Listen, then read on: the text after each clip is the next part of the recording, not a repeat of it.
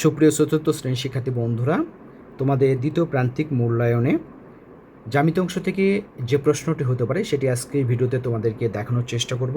তো জ্যামিতি অংশ থেকে যে প্রশ্নটি তোমাদের আসতে পারে সেটি হলো 6 সেন্টিমিটার বাহু বিশিষ্ট একটি সমবাহু ত্রিভুজ অঙ্কন করো এবং এর তিনটি বৈশিষ্ট্য লেখো, অথবা থাকতে পারে 5 সেন্টিমিটার বাহু বিশিষ্ট একটি সমবাহু ত্রিভুজ আঁকো এবং তিনটি বৈশিষ্ট্য লেখো, অথবা 7 সেন্টিমিটার বাহু বিশিষ্ট একটি সমবাহু ত্রিভুজ আঁকো এবং এর তিনটি বৈশিষ্ট্য লেখো। এখন যত সেন্টিমিটার বিশিষ্টই বলা থাকুক না কেন, সমবাহু ত্রিভুজটা তোমরা কীভাবে আঁকবা সেটি আজকে এই ভিডিওতে দেখাবো। তো চলো ভিডিওটি শুরু করা যাক। তো তোমরা অবশ্যই জেনে থাকবে সমবাহু ত্রিভুজ আমরা দুভাবে অঙ্কন করতে পারি, একটা হচ্ছে কি কম্পাস এবং আরেকটা এই স্কেল ব্যবহার করে, আরেকটা পদ্ধতিটি হচ্ছে চাঁদা ব্যবহার করে। চাঁদা ব্যবহার করে সমবাহু ত্রিভুজ কীভাবে আঁকতে হয় যদি তোমরা জানতে চাও তাহলে কমেন্ট বক্সে জানাই দিও। আমি তোমাদেরকে নেক্সট ভিডিওতে চাঁদা ব্যবহার করে সমবাহু ত্রিভুজ এঁকে দেখাবো। তো আজকে শুধুমাত্র স্কেল এবং কম্পাস ব্যবহার করে সমবাহু ত্রিভুজ কীভাবে আঁকতে হয় সেটি দেখে নিই। যেহেতু বলা ছিল 6 সেন্টিমিটার বাহু বিশিষ্ট, তো এইরকম স্কেল তোমাদের জ্যামিতি বক্সে দেওয়া থাকবে। তোমাদের খাতায় সোজাসুজি করে স্থাপন করবা, করে 0 থেকে 6 সেন্টিমিটার পর্যন্ত একটা বাহু অঙ্কন করবা। স্কেলে দেখবা সেন্টিমিটার এবং ইঞ্চি দেওয়া থাকবে, ইঞ্চিটা ধরবা না, এখানে সেন্টিমিটার যেটা দেওয়া আছে সেটাই তোমরা ধরবা।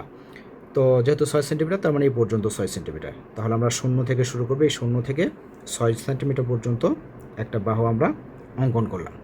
যেহেতু আমরা একটা সমবাহু ত্রিভুজ অঙ্কন করছি, তার মানে সমবাহু ত্রিভুজের ক্ষেত্রে আমরা জানি তিনটা বাহুই হবে সমান, অর্থাৎ এখানে এই বাহু যদি 6 সেন্টিমিটার হয় অপর দুটা বাহু হবে 6 সেন্টিমিটার বিশিষ্ট। এখন তোমরা এই কম্পাস ব্যবহার করে 6 সেন্টিমিটার পরিমাপ করে নিবা। তোমরা চাইলে এই স্কেল থেকে পরিমাপ করে নিতে পারো, অথবা তোমরা এই যে বাহুটা এঁকেছো 6 সেন্টিমিটার বিশিষ্ট এখান থেকেও পরিমাপ করে নিতে পারো। এখন এই কাটা বিন্দুটা বাম পাশের শেষ প্রান্ত বিন্দুতে স্থাপন করবা, করে একটা বৃত্তচাপ অঙ্কন করবে, এর উপরে একটা বৃত্তচাপ অঙ্কন করবা।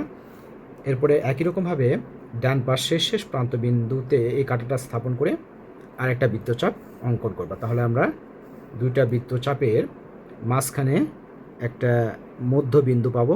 এই মধ্যবিন্দু থেকে বাম পাশে এবং ডান পার্শ্ব থেকে আমরা দুইটা বাহু অঙ্কন করব। তাহলে স্কেল ব্যবহার করে আমরা বাহু দুইটা অঙ্কন করব। এই একটা বাহু, আর একটা বাহু হবে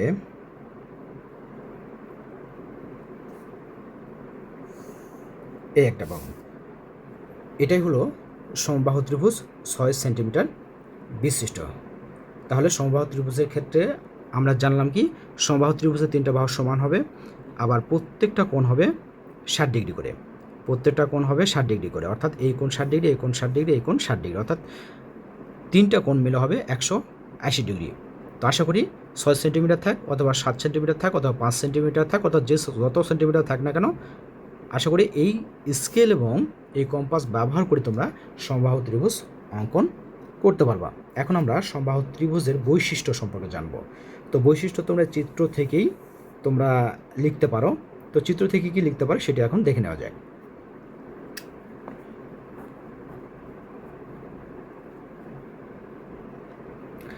তো চিত্র থেকেই তোমরা লিখতে পারো, আমরা অলরেডি দেখেছি তিনটা বাহু হলো সমান, তার মানে 1 নম্বরে তোমরা লিখতে পারো এর তিনটি বাহু সমান। এছাড়াও আমরা জেনেছি প্রত্যেকটা কোণ সমান, অর্থাৎ 60 ডিগ্রি করে। তাহলে 2 নম্বরে লিখতে পারো এর তিনটি কোণ সমান, অর্থাৎ প্রতিটি কোণ 60 ডিগ্রি করে। এবং 3 নম্বরে লিখতে পারো যেহেতু 60 ডিগ্রি করে প্রত্যেকটা কোণ, তার মানে তিনটা কোণ মিলে হবে 180 ডিগ্রি। তার মানে 3 নম্বরটা তোমরা লিখতে পারো 3 কোণের সমষ্টি 180 ডিগ্রি।